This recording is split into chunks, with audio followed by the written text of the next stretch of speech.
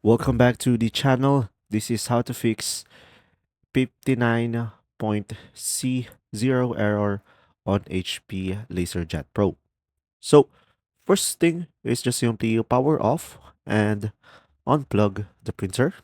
Now just simply open all access doors and inspect inside for paper jams, toner leaks, or debris blocking the internal gears. And just simply check for any obstructions and pull out the cartridge gently and shake it side by side and reinstall it securely. So guys, this error usually means the ITB motor or sensor is stuck. So just simply look for toner buildup or foreign objects around the belt area.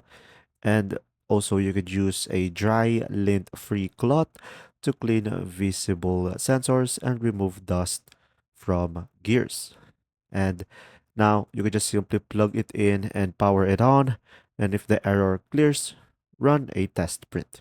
I hope this video helped you understand more. Thanks for watching.